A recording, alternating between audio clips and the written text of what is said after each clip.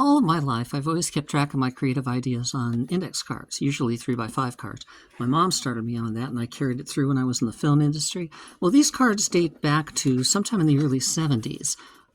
At that point, I had a shoebox filled with these from one end to the other, like over 12 inches of these cards on various creative projects. But I found these standing there by themselves in one of the boxes that I am exploring of my 50 boxes of all my old stuff. And so I thought I'd share this with you. Okay, so this one goes back to before I was married, and sometime between when I graduated from high school in 71 and when I got married in 76. So here's what I was working about. An architect has been studying, archaeologist has been studying hieroglyphics. It's working on a warp machine, some sort of a stone that allows them to travel from one part of the galaxy to another. When Jay and Para, whoever they are, arrive, I don't know, they're all numbered. I'm missing some. This is 39, goes to 43, and then all of them are complete after that. But apparently it's some sort of like a Stargate thing, but back in 1971 or to 76, somewhere in there. Mutants land on a desert floor, but are washed away by a flash flood. I think that's cool. Looks like they're a terrible army, I guess, and then a flash flood comes in and just wipes them out.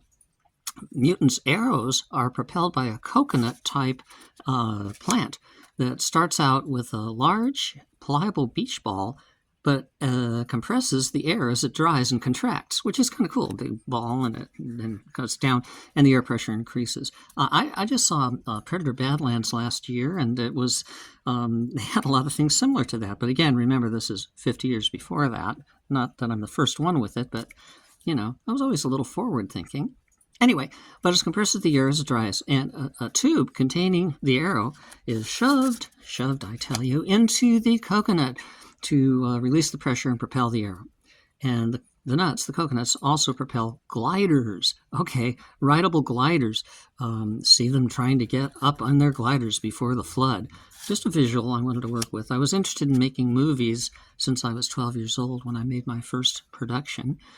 Later spent a bunch of time in the entertainment industry. We'll talk about that in other videos. Anyway, this is one of my scenes, my storyboards that I came up with. A moon over here, another moon over there, red glow from lightning, dark sky, red glow on the horizon, and lightning over here, and a hot air balloon. I love mixing the ancient and the new, kind of like Jules Verne plus modern tech. A lot of my stories and songs that I write are about this kind of sci-fi. So here's a neat shot of the balloon crossing the moon. Just a visual. This is the gliders trying to take to the air before the flood comes, and the arrows that they're shooting with their coconuts, pressurized coconuts. Okay, and over here, the view of a mountain, I guess, that they're trying to get to. Card number 49 of this sequence. Like I said, I've got hundreds, probably thousands of these cars. And a crash landing. This is the view looking down into the basket of the balloon. You can see the head and the shoulders of these people as it comes down and the balloon collapses around them, all the ropes and everything. Let's see what else we got here. Now that they're on the ground, here's the wall of water from the flood. Woohoo! Coming in. Going to crush these guys if they don't take off. And our people are crashed here. You can see the balloon and, excuse me, the a little bit of a cough today, the basket underneath. Hold on. Okay, you got that? I'm going to ask questions later. Okay, the Guardian. There's a Guardian character who sort of guides them through, always comes in at the right moment, gives them information and maybe a little help, but they're mostly on their own. The Guardian keeps popping up only on different worlds, popping up at different worlds to help and sometimes hinder them. They see him. They do see him, it says here. They never see him. They do see him. I changed my mind. He is in disguise each time.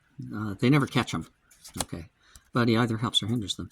Enter the warp. They go into the warp again, and they exit to a new land. A land where the cities are intact, but there's no life. WTF. They have to use unrusted artifacts they can find to cross the world in time to get to the other side, I guess, which is where the exit warp machine is. You come in one side of the globe and you have to go to the other side of the globe. Something about the force fields they use to transmit, and you have to be polar on one end and the other. Anyway, they use an old-type train thing which derails to their great dismay along the way. They also use hang gliders to cross a canyon or get off a cliff. Hadn't made up my mind there. And old car-type vehicles on and off roads. and land on ice and travel on the ice floe. And the way they travel, I saw this earlier. I looked through this once and I said, I got to record this. They travel on ice boats. Now, I'm not sure exactly what they are, but you can imagine something with ice skating things on the bottom and powered by the wind, I guess, with sails. Okay, they must melt ice to get to the warp. They use a lens of ice to melt the ice. Now, that's funny because I saw a movie years later with Anthony Hopkins and Alec Baldwin, where they were being chased by a bear, and he suggested using it. Anthony Hopkins said, why don't you make fire out of ice? And when he said, why don't you make fire out of ice, he showed that you could make a lens just using your hands to fashion it. I didn't realize that I had the idea myself back in 71. Totally forgot about it until I saw this. So, again, maybe a little ahead of my time. Or maybe my time's a little behind me. I don't know. Anyway, they go through the last warp on that planet, and they arrive in the same manner with a place of desolation and 4 suns.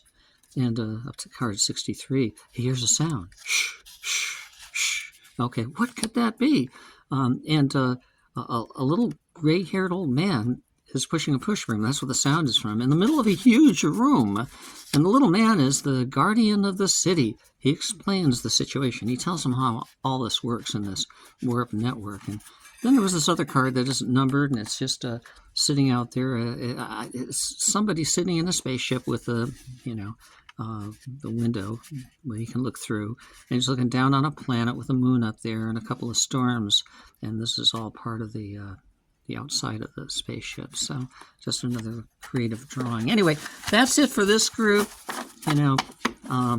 Hope you enjoyed it. Otherwise, good luck.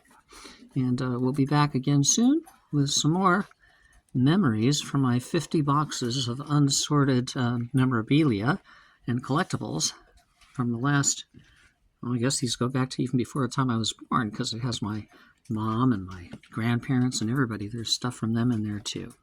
Yeah, it's a surprise every time, like a treasure candle. That's it. Bye for now.